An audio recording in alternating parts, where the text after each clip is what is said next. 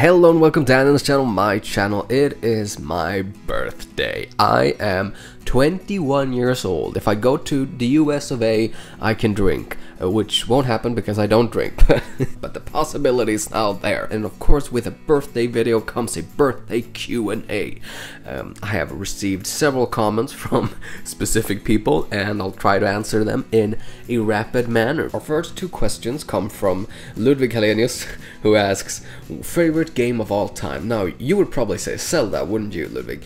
But I don't know. The first thing that popped into my mind was The Last of Us, but I don't know if it's my favorite. Like, if it's something like top 3 or something, it would probably be like The Last of Us, Batman Arkham Knight, and then Mass Effect trilogy. One game. No, but probably The Last of Us. That's the first thing that came in. Top 3 hottest actors. I don't know, like Tom Holland. He's our age, he's Spider-Man. What's not to like? Alicia Vikander also popped into my mind. She's not like hot, you know, but I really like her. Eddie Redmayne, Emma Stone. We'll say Emma Stone. So, okay, so Tom Holland, Alicia Vikander, and Emma Stone. Yeah. And then we move on to Dylan Murphy.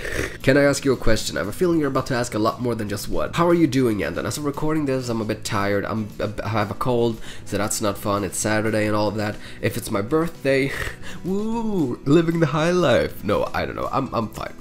Favorite animal? Dog. Doesn't matter what animal fucking in the world. Dog. Dogs are my favorite. Favorite non-blockbuster? Big franchise movie, i.e. Star Wars, Marvel, DC, etc.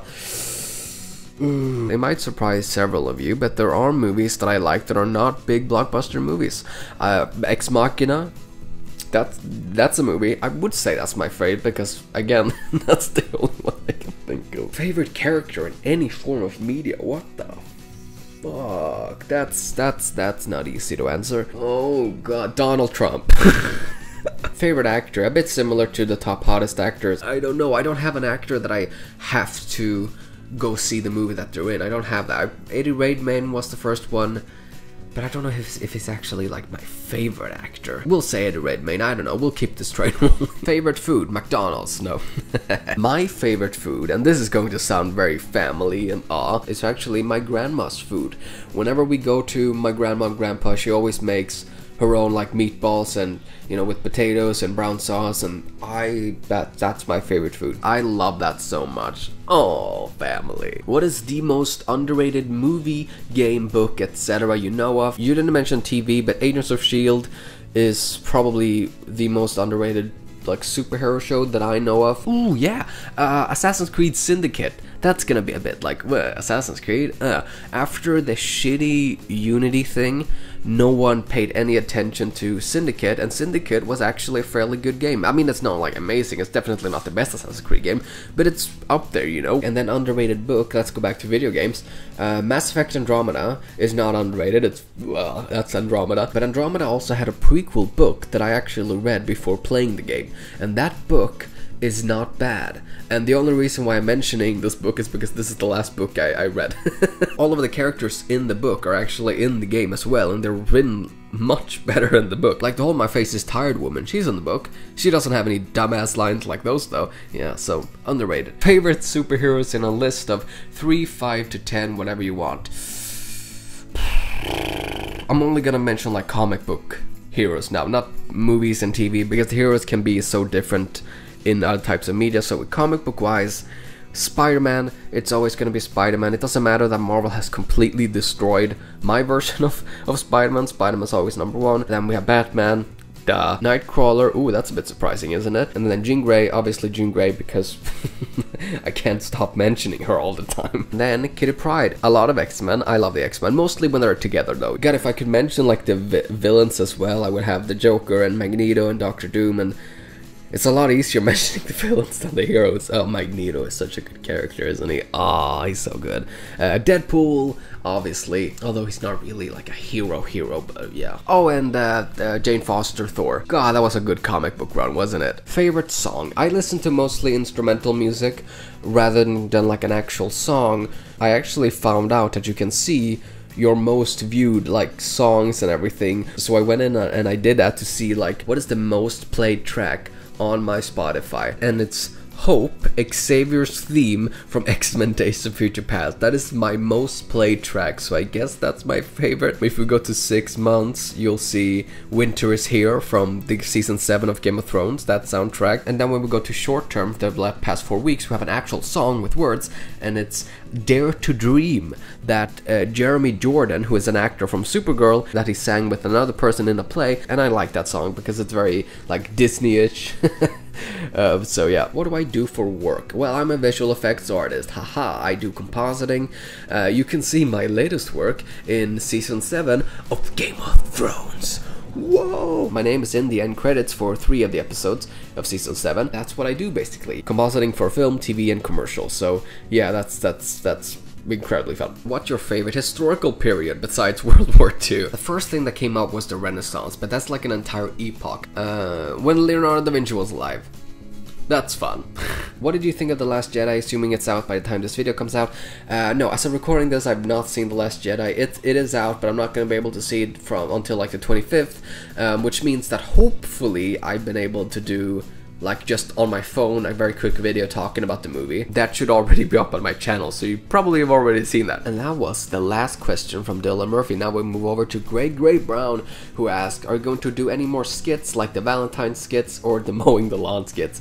Valentine's, yes, absolutely. This year's Valentine's Day, my 5th one, was horrible because I was all alone. I only had my phone. The previous 2 years, you know, my 3rd and 4th Valentine's video, I had someone who could film and someone who could be in my video and everything. Now I'm all alone. Skits overall, I really want to make them, but it's really hard, you know, when you're all alone and you only have this space to work with. Because I'm not gonna film outside, because outside it's scary. Am I going to do any more skits? I can't say right now, but I want to. Lexton Mendoza asks, do you watch Marvel's Runaways and or The Gifted? If yes, what are your thoughts about it? Personally, I love them. Runaways is exclusive to Hulu, which is America only, I think, so I can't watch it because I haven't been able to figure out how to watch it legally in Germany yet. The Gifted, however, I do watch. That is so good. Episode 10. I'm not gonna spoil, but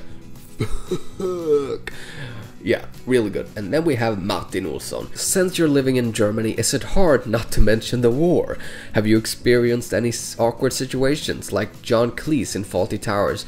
Don't know the reference because I haven't seen Fawlty Towers. It's definitely not hard to not mention the war. It's not something that comes up in regular conversation.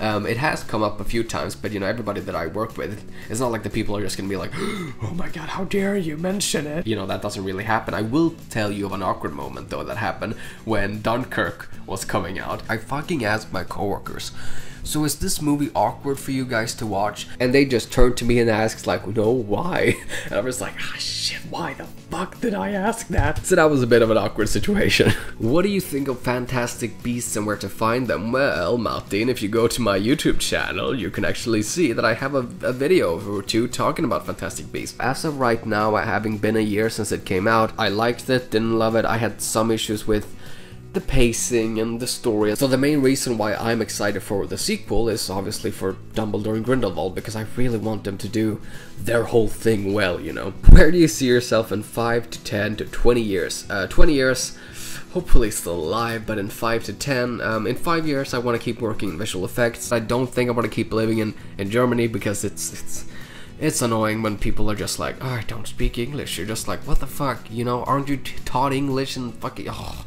all the dubbing. In 10 years, I want to work in movies. I mean, I work in movies now, and the fact that I'm already doing it, it's so much fun. I do want to do like directing, and I want to do acting as well, because acting is fun, but I don't really have like an actor's face, so that's probably not gonna happen. But voice acting, my god, I really want to do voice acting so much. Like, I want to be like a character in a big video game, like a companion in a Mass Effect game or something. And your final question is, have you seen Young Sheldon? If so, what's your opinion? I don't have an opinion because I have not seen Young Sheldon. All I know it's a spin-off of The Big Bang Theory. And then we have Eke1011, who asks the final question, the best thing from 2017. Now, I could go completely superficial, I could go all pop culture with it, but I'm not gonna. I'm gonna go personal, because that's the best thing. The best thing for me from 2017 was accepting my internship here in Germany and then later being employed at the same company and working with visual effects. When I moved away from my parents' homes to